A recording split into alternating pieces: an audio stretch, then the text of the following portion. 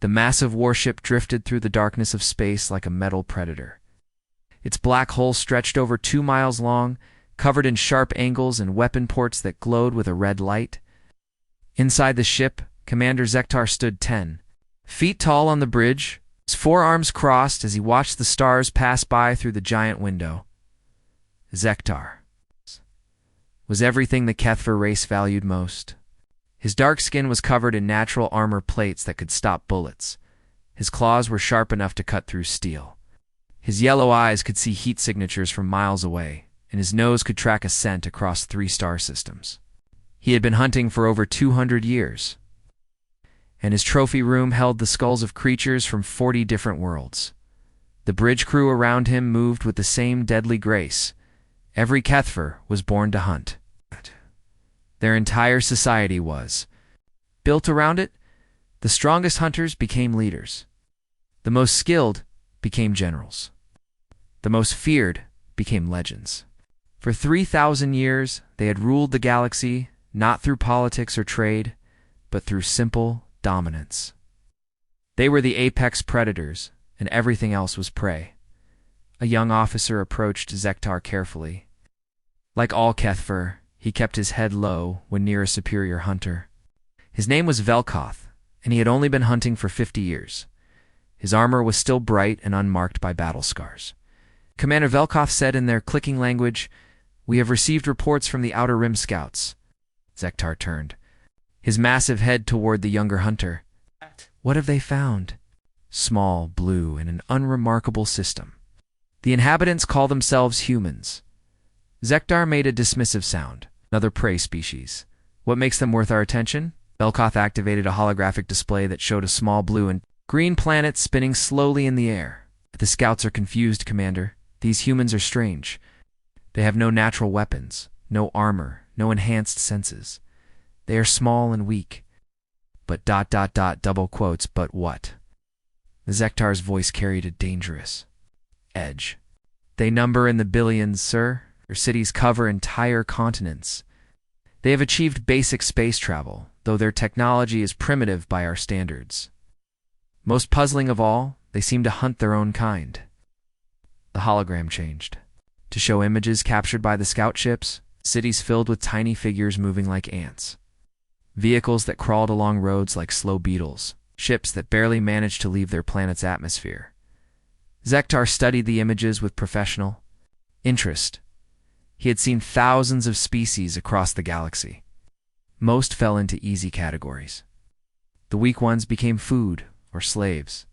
The strong ones became worthy prey for sport. The clever ones sometimes became useful servants. But these humans seemed to fit no category at all.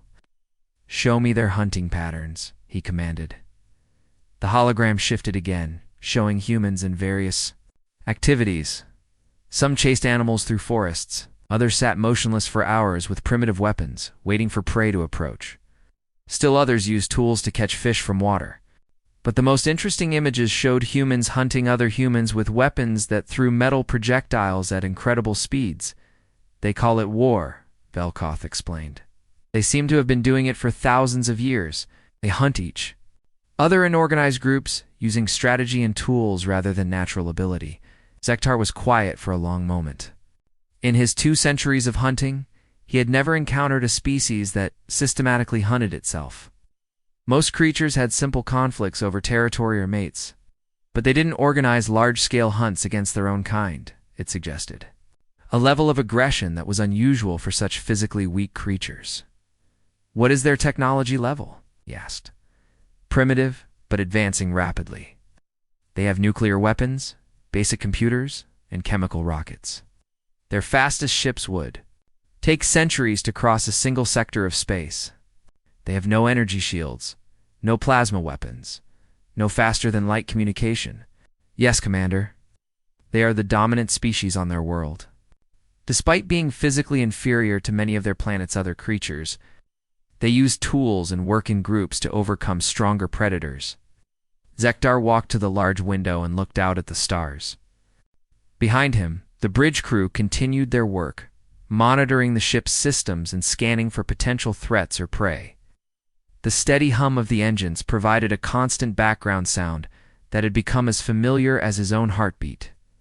Galaxy was a large place, but the Kethver had mapped most of it over their long rule. They had encountered reptilian species that could camouflage themselves perfectly, insect races that could survive in the vacuum of space, energy beings that could phase through solid matter, gas creatures that lived in the atmospheres of giant planets. Each species had found its place in the galactic order, with the Kethver at the top. The system was simple and had worked for millennia. Strong species were allowed to exist as long as they acknowledged Kethver's superiority. Weak species became prey or servants. The very weak were simply eliminated if they proved troublesome. Trade routes were maintained, resources were harvested, and order was preserved through the threat of the hunt. "Have any of our subject species reported contact with these humans?" Zektar asked. "No, Commander. Their system is isolated, far from any major trade routes. If not for our deep-range scouts, we might never have found them." "And their reaction to discovering they are not alone in the galaxy?" Velkoff consulted his datapad. "Unknown, sir. Our scouts have maintained distance and used passive sensors. Only standard protocol for initial surveys." Zektar nodded. "Some species panicked when they realized they were not the only intelligent life in the universe. Others became hostile. A few tried to hide. The wise ones submitted immediately and requested permission to join the galactic community under Kethver. Protection. "What do the behavior analysts say?" he asked. "They are divided, Commander.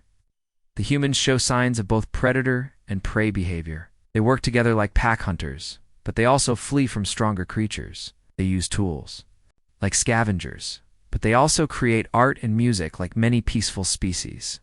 Most confusing, they seem to hunt for reasons other than food or territory. What other reasons could there be? They call it sport, sir. They hunt creatures they do not eat, sometimes releasing them alive after capture. They also hunt for what they call conservation, killing some animals to protect others. The analysts have never seen such behavior." Zektar considered this information. Sport hunting was something he could understand, and many Kethver hunted for the challenge and glory rather than necessity. But hunting to protect other creatures was a foreign concept. Why would any predator limit its own hunting to help prey survive? "Prepare a contact fleet," he decided.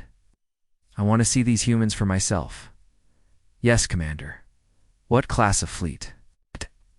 "Standard diplomatic escort. 3 ships, minimal weapons, full sensor array. If they prove interesting, we can always bring more hunters later." Velkoff bowed his head. "And if they prove to be typical prey," Zektar's claws extended slightly, a sign of anticipation, "then we will have some entertainment before we move on to more important matters." As the orders were given, and the fleet prepared to change course, Zektar remained at the window. The humans intrigued him in a way that few species had in recent decades. Most new encounters were routine assessments that ended with the species being cataloged and assigned their place in the galactic hierarchy. But something about these humans suggested they might be different. Perhaps it was their apparent contradiction between weakness and dominance on their own world. Perhaps it was their habit of hunting their own kind. Or perhaps it was simply that any species that could survive and thrive while being so physically inferior might have developed survival traits that could prove amusing to hunt. The great ship changed direction, its massive engines pushing it toward a small blue world that held creatures unlike any the galaxy had seen before. Neither Zektar nor his crew had any idea that they were about to encounter the first species that would make them question everything they thought they knew about what it meant to be the apex predator. Captain Jake Morrison stood on the bridge of the New Horizons, watching the 3 alien ships approach through the main display screen. The ships were unlike anything humanity had ever seen.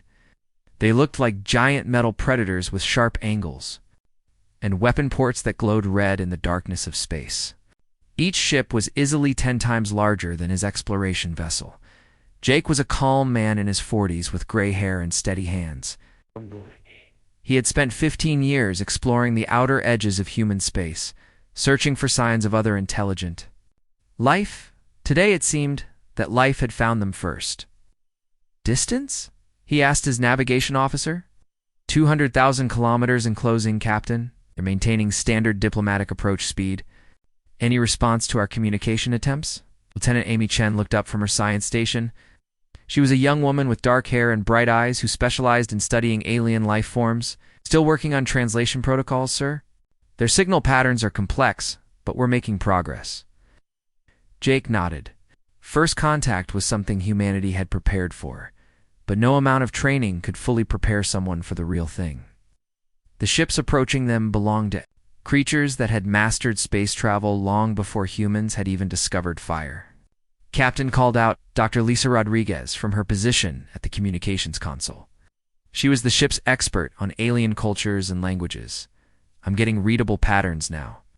They're using mathematical sequences to establish basic communication. It on speakers. A series of clicks, whistles, and deep rumbling sounds filled the bridge. The sounds were unlike any human language, but underneath the alien sounds, mathematical patterns emerged. Prime numbers, geometric relationships, universal constants. They're intelligent, Amy said with excitement. This is exactly how we theorized. First contact would begin. Over the next hour, the two species worked to establish basic communication. The aliens called themselves the Kethver, and they seemed to be conducting some kind of assessment. Their questions were simple at first. How many humans existed? What was their technology level? Did they have faster-than-light travel? Jake answered honestly. Humanity numbered in the billions. Their technology was advancing rapidly, but still primitive by galactic standards.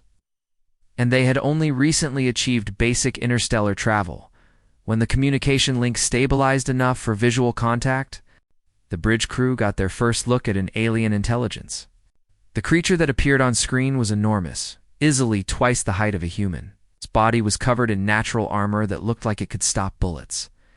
4 powerful arms ended in claws that could probably cut through steel. Most unsettling were its yellow eyes that seemed to study every detail of the human bridge. I am Sub-Commander Velkoth of the Kethver Empire, the creature said through the translation system. We come to assess your species and determine your place. In the galactic order, Jake introduced himself and his crew, trying to maintain diplomatic protocols while processing the implications of what he was hearing. A galactic order meant humanity was not alone, but it also suggested they were entering a universe where their place had already been determined by others. He would welcome the opportunity to learn about the galaxy and establish peaceful relations. Jake said carefully. The alien made a sound that the translation system struggled with, but seemed to indicate amusement. All species wish for peace when they first encounter the Kethver. Your physical characteristics suggest you are a prey species. Small, weak, lacking natural weapons or armor. This assessment will be confirmed through standard procedures. Stepped forward, her scientific curiosity overcoming diplomatic caution. Sub-Commander, may I ask about your species' evolutionary history? Your physical adaptations suggest you evolved as apex predators. Velkoth's massive head tilted slightly. Most species that encountered the Kethver for the first time showed immediate fear or submission. This small human female was asking questions about evolution as if she were studying a specimen rather than facing a creature that could tear her apart without effort. We are the apex predators of the galaxy, Velkoth confirmed. For 3,000 years we have maintained order through our natural superiority. All species acknowledge their place in the hierarchy we have established. Fascinating, Amy said, making notes on her datapad. How many species have you encountered? Do you have data on their classification methods? Dr. Rodriguez leaned forward with equal interest. What kind of cultural structures do other species have? Are there trade relationships between different civilizations? Jake watched the alien's reaction carefully. Velkoth seemed confused by his crew's responses. Instead of showing fear or immediately submitting to Kethver authority, the humans were treating this as a learning opportunity. You are not responding as expected, Velkoth said slowly. When species encounter the Kethver, they typically react with appropriate fear or immediate submission. Should we be afraid? Jake asked. You said you come in peace for assessment purposes. Should recognize your place in the natural order. The strong rule, the weak serve, or become prey. This is the way of the galaxy. Amy looked up from her notes. That's an interesting social structure, but it seems inefficient. Many of our most successful societies work through cooperation rather than dominance hierarchies. Velkoth was quiet for several seconds. The translation system picked up background sounds that might have been other Kethfer discussing what they were hearing. Show us your hunting capabilities, Velkoth finally said. All species must demonstrate their place in the predator-prey relationship. Jake considered the request. We can share information about our history and survival methods, if that would be helpful. Acceptable. Dr. Rodriguez activated the ship's databanks and began displaying information about human history. She started with early human evolution, showing how primitive humans had survived despite being physically weaker than most predators on their planet. Early humans used persistence hunting, she explained. They would chase prey animals for hours or even days until the animals collapsed from exhaustion. Humans could regulate their body temperature and maintain steady energy output longer than most other creatures. The display showed videos of humans chasing animals across vast distances, never giving up, never stopping, until their prey simply could not run anymore. Velkoth watched with growing interest. Your species hunts through endurance rather than strength or speed. That's one method, Amy added. But humans also developed tool use very early. We compensated for physical weakness by using intelligence and cooperation. The display changed to show human hunting methods throughout history. Stone tools, spears, bows, traps. Organized group hunts where dozens of humans would coordinate to bring down creatures much larger and stronger than themselves. This is still primitive, Velkoth said, but his tone had changed slightly.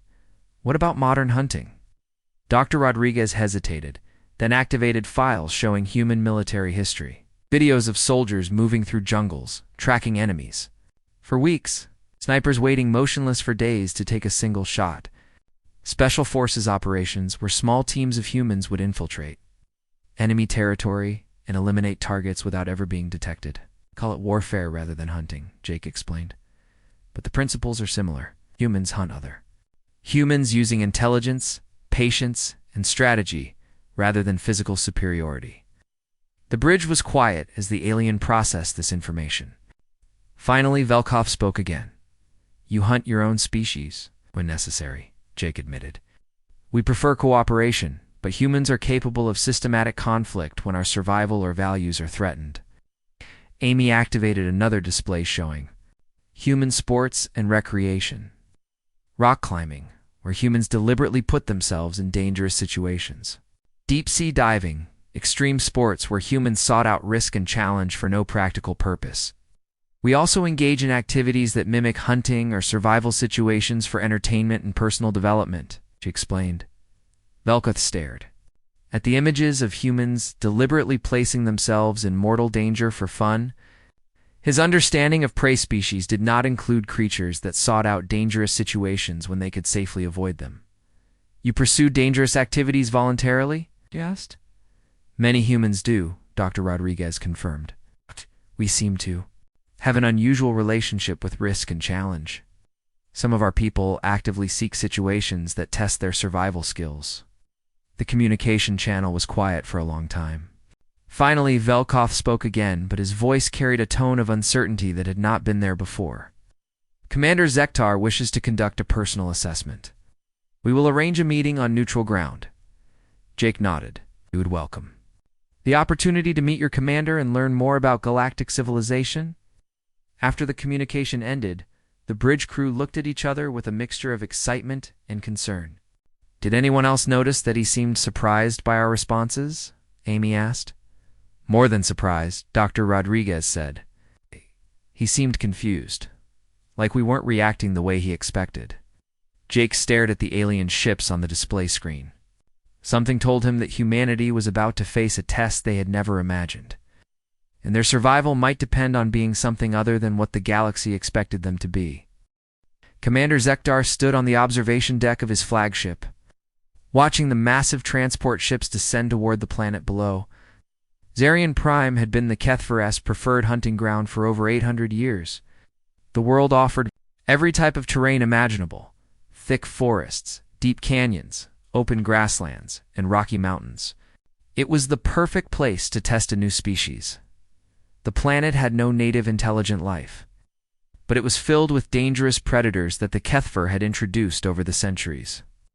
Cave bears that stood 12 feet tall, pack hunters with razor teeth and paralyzing venom. Flying creatures that could swoop down and carry off prey without warning. Most species brought to Zarian Prime lasted less than 2 days.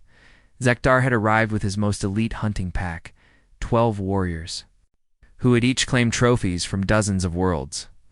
They were the finest predators the Kethra Empire could produce, and they were eager to test themselves against these strange humans who had confused Sub-Commander Velkoth so thoroughly. On the planet's surface, Colonel Ben Harper checked his equipment one final time.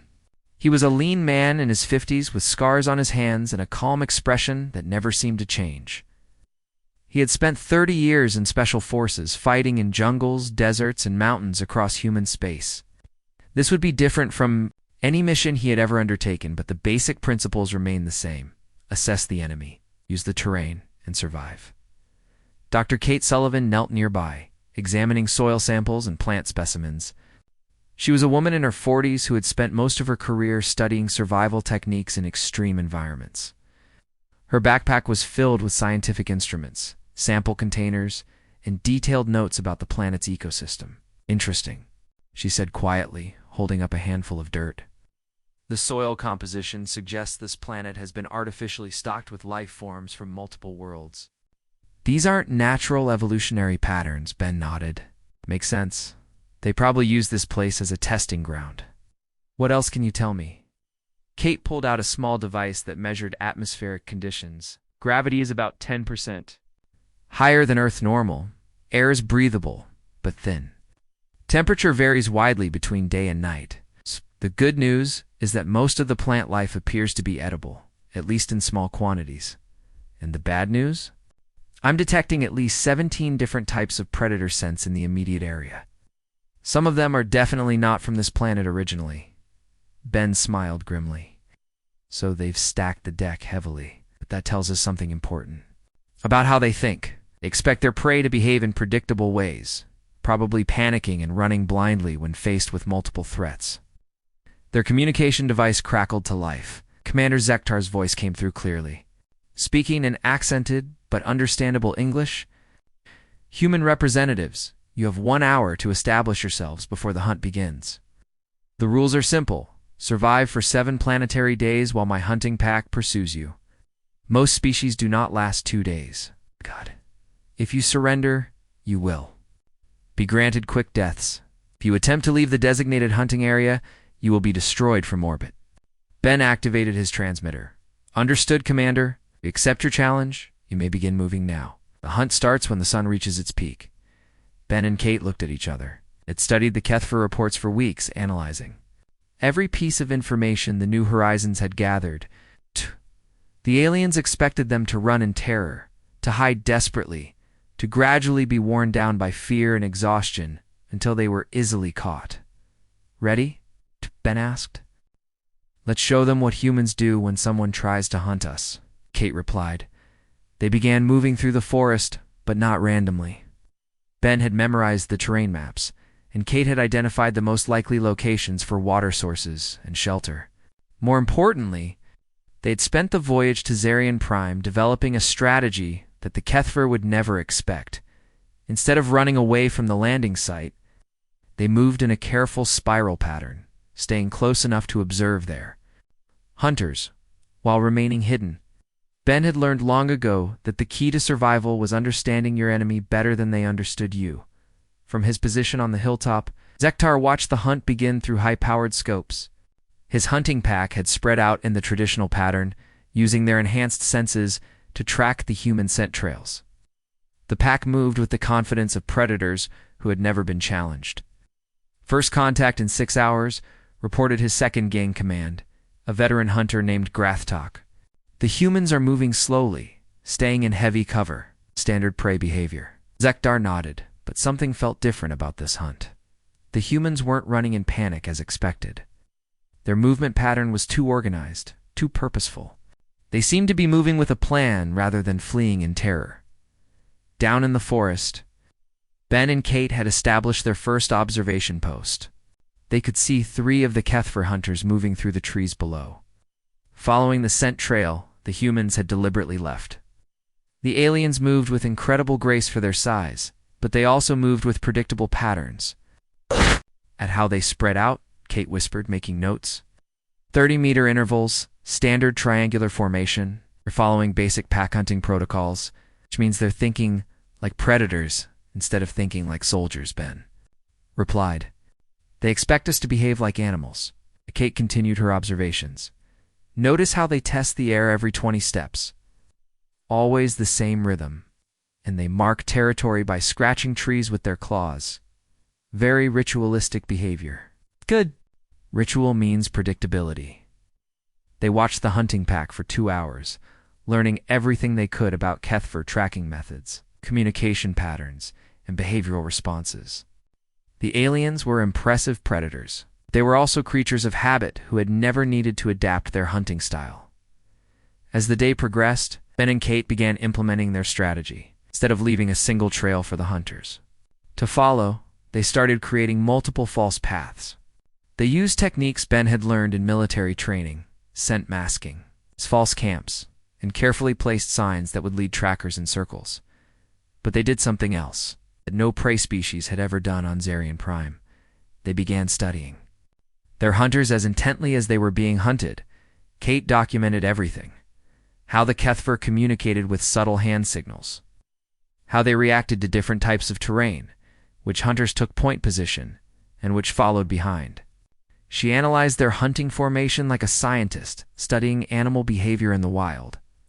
By the end of the first day, the human team had established 3 different observation posts and mapped the movement patterns of the entire hunting pack. They knew which direction each hunter would move in different types of terrain, how they responded to weather changes, and most importantly, how they thought. They were overconfident, Kate concluded as they made camp in a hidden cave. 800 years of easy hunts have made them predictable. They expect fear, desperation, and panic. They're not prepared for systematic analysis. Ben nodded as he reviewed the notes they had gathered. They also have a blind spot in their formation. The lead hunter moves too far ahead when they're tracking a strong scent. If we can isolate him, we're not trying to hurt them, Kate reminded him. This is about survival, not elimination. Agreed.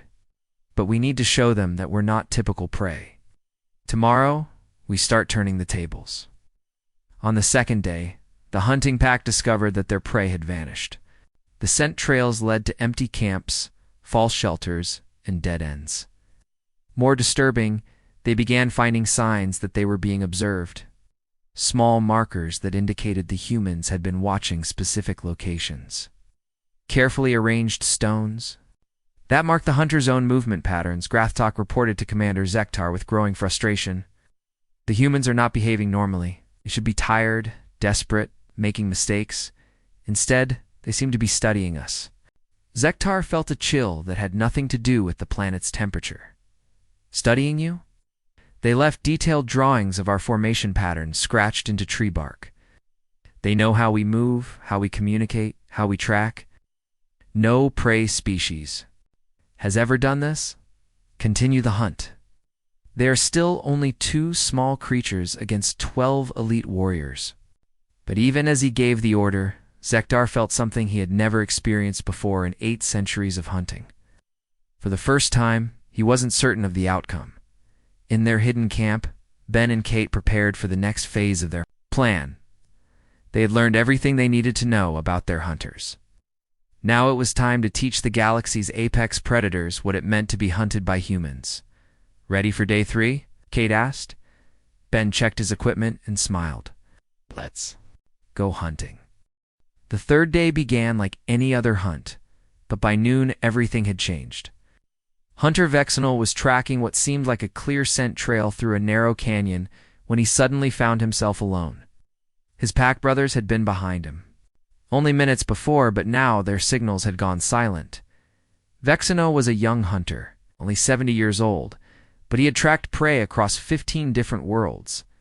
He knew how to read signs, how to follow trails, how to corner desperate creatures.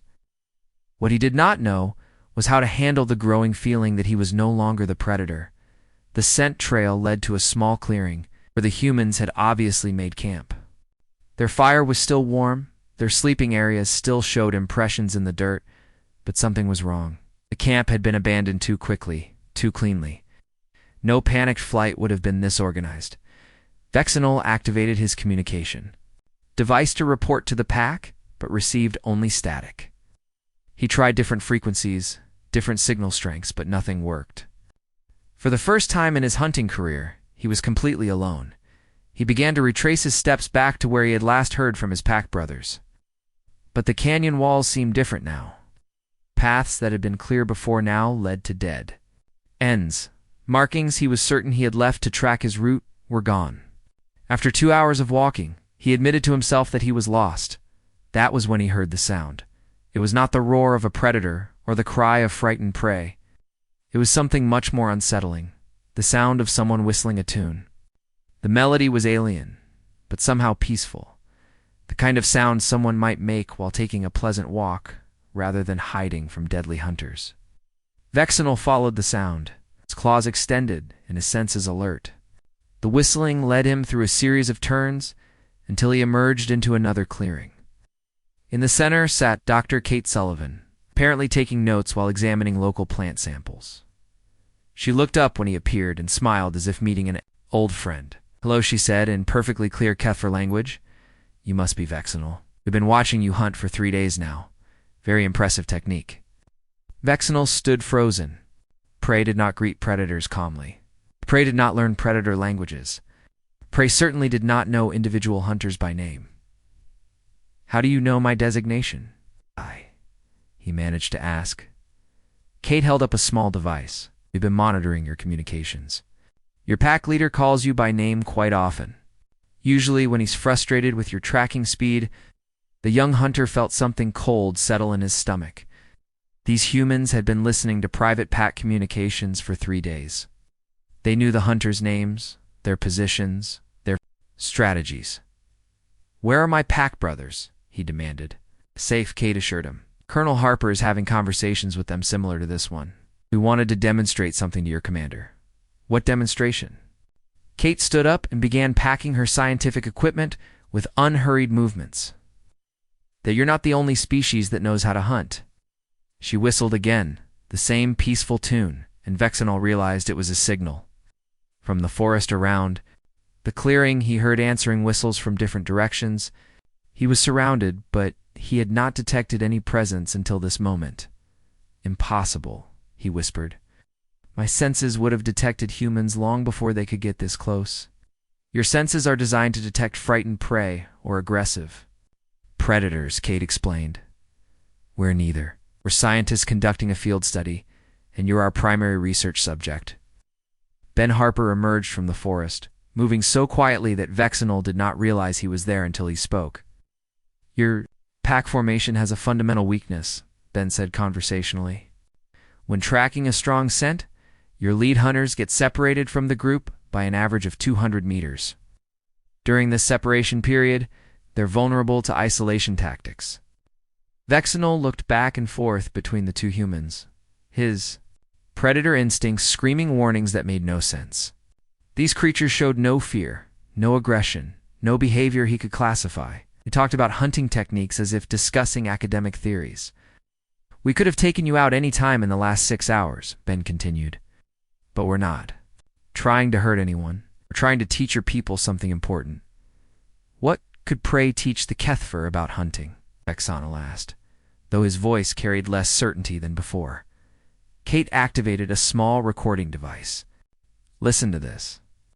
The device played back 3 days of Kethfer communication intercepts. Pack coordination signals, hunting reports, personal conversations between hunters. The humans had recorded everything, analyzed speech patterns, learned individual voices, and decrypted tactical codes. "We know that Grathtalk has an injured left shoulder that slows him down when climbing," Kate said. "We know that Hunter Zalvik always checks wind direction before crossing open spaces. We know that your commander questions his decisions every time a hunt lasts longer than 2 days.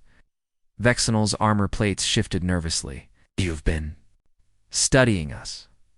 That's what humans do, Ben said. We study everything. When something tries to hunt us, we learn everything about it until we understand it better than it understands itself.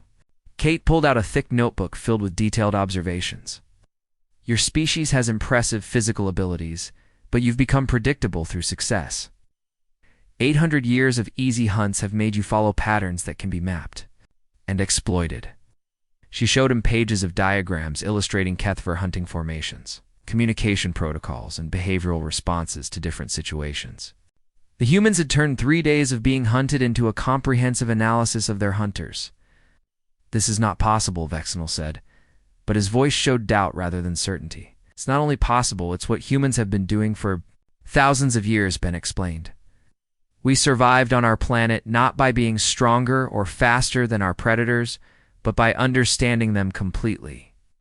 We learned their habits, their weaknesses, their fears. Then we used that knowledge to become the dominant species on our world. Kate closed her notebook and looked directly at the young hunter.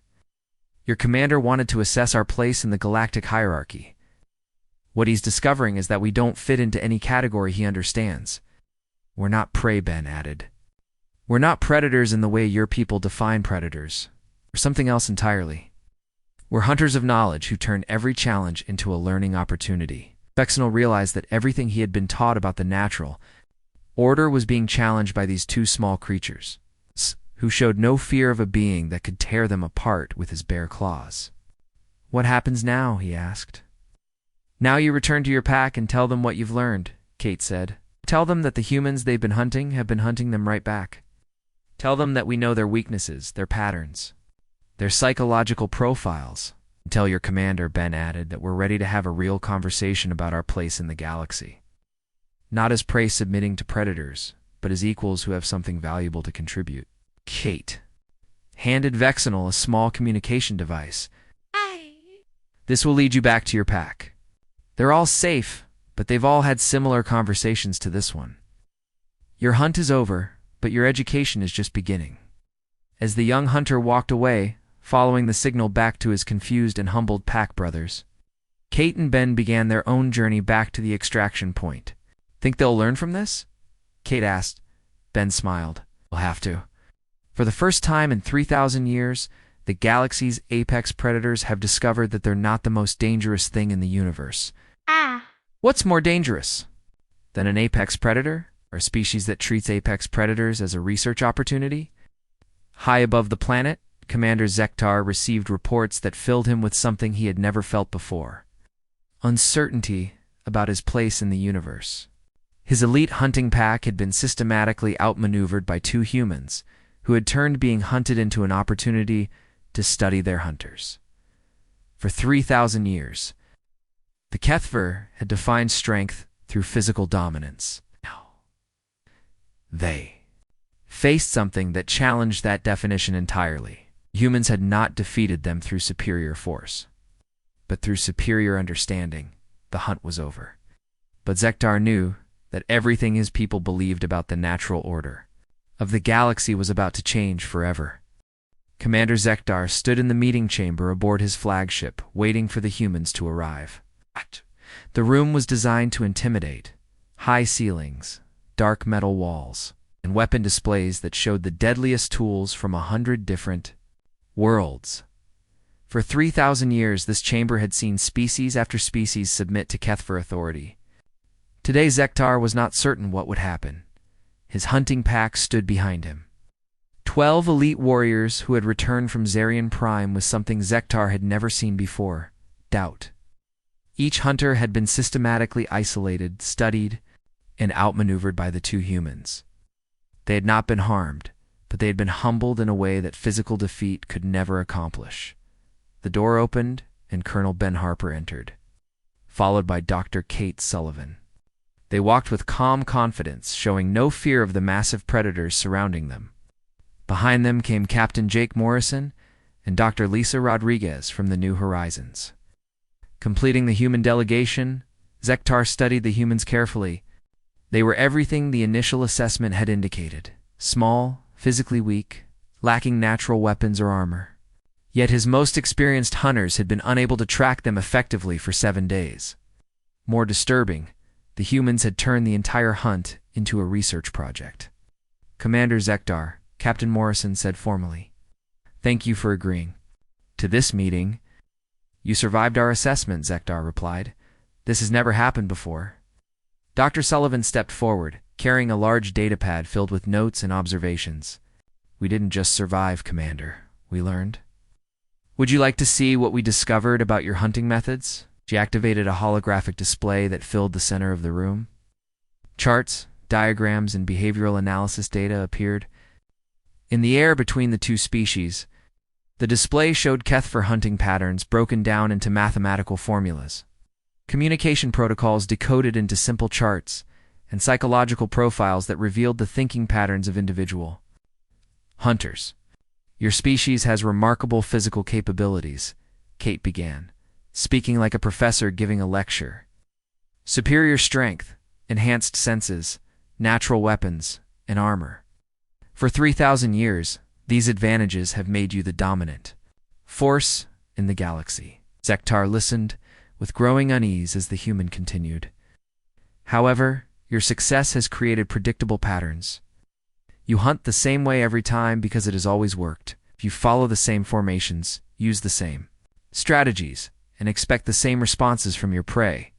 The holographic display changed to show a three-dimensional map of the hunt on Zarian Prime. Red dots showed Kethfer positions, while blue dots tracked human movements. The pattern was clear. While the hunters had followed predictable search patterns, the humans had moved with deliberate purpose, always staying one step ahead. "We mapped your behavior completely," Ben added. "Every communication frequency, every tactical formation, every individual hunter's personal habits. By day 3, we could predict your movements hours in advance." Hunter Grathtok, Zektar's second diarmand, stepped forward. "This is impossible. No prey species has cognitive abilities sufficient for such analysis." Dr. Rodriguez smiled. "That's your fundamental misunderstanding, Grathtok. You classify every species as either predator or prey, but humans don't fit either category." She activated another display showing human evolutionary history. Images of early humans tracking animals across vast distances, developing tools, working in coordinated groups to bring down creatures much larger than themselves.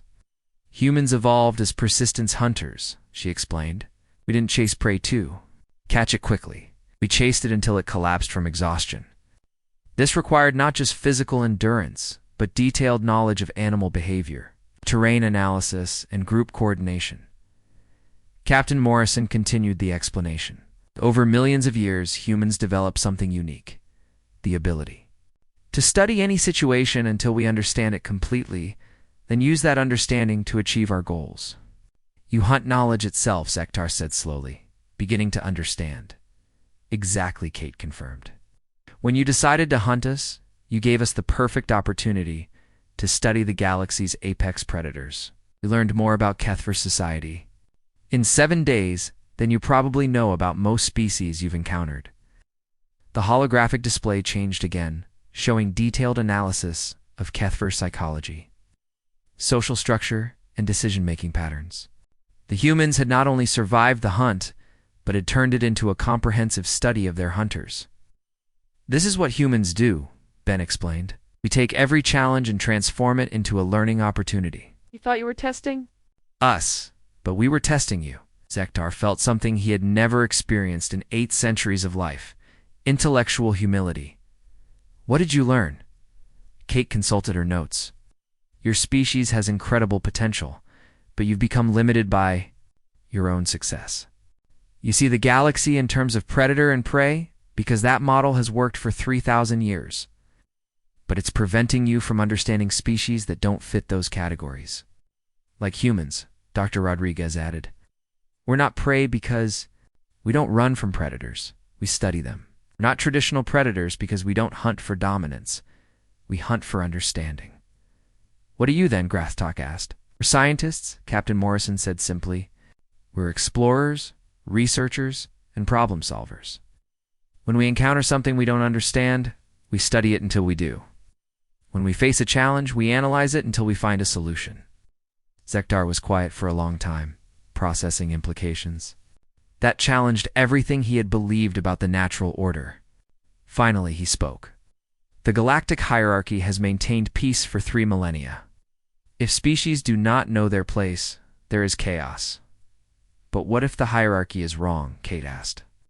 What if there are species that could contribute more as partners than as subjects? She activated a final display showing human technological development, scientific achievements, and exploration capabilities. Despite being new to galactic civilization, humans had already demonstrated innovations that impressed even advanced species. We're not asking you to abandon your role as peacekeepers, Ben said. We're suggesting that you might be more effective with partners who think differently than you do. Strength is in physical dominance and maintaining order, Dr. Rodriguez added. Our strength is in analysis and adaptation. Together, we might be capable of things neither species could achieve alone. Zekdar looked at his hunting pack, seeing the uncertainty in their eyes. These warriors had spent their lives believing in their natural superiority. But the humans had shown them something that transcended physical dominance, intellectual superiority, that came from insatiable curiosity. You propose an alliance, he asked? We propose a partnership, Captain Morrison corrected. Humans would like to learn about galactic civilization, explore new worlds, and contribute to maintaining peace. The Kethver could benefit from working with a species that specializes in understanding complex problems. Kate closed her datapad. Commander, you've spent 3,000 years as the galaxy's apex predators. But there are challenges in the universe that can't be solved through hunting. There are problems that require different kinds of thinking. And when those challenges arise, Ben added, you might find it useful to have allies who hunt solutions. Instead of prey, Zekdar considered the proposal. For the first time in Kethver history, it encountered a species that challenged their worldview not through opposition, but through offering something they had never considered, a different way of thinking about strength. The High Command will need to review this proposal, he said finally. Of course, Captain Morrison agreed. But Commander, we hope you'll consider that the galaxy might be large enough for more than one kind of apex species. As the meeting concluded, and the humans prepared to return to their ship, Zekdar realized that everything was about to change. The Kethver had ruled through physical dominance for 3 millennia. But they had just encountered something more powerful, a species that could dominate through understanding. The humans had not conquered the galaxy's apex predators through force. They had done something far more impressive. They had made the predators want to learn from them. Dr. Sullivan was already preparing comprehensive studies of Kethver society, approaching them with the same scientific curiosity that had originally puzzled Subcommander Velkoth. Humans would never be prey, and they would never be traditional predators. They were something entirely new, apex intellectuals. Turned every encounter into knowledge. The galaxy's 3,000-year-old hierarchy was about to discover that there were different kinds of strength, and sometimes the most dangerous thing in the universe was a species that studied danger until it became an opportunity to learn something new.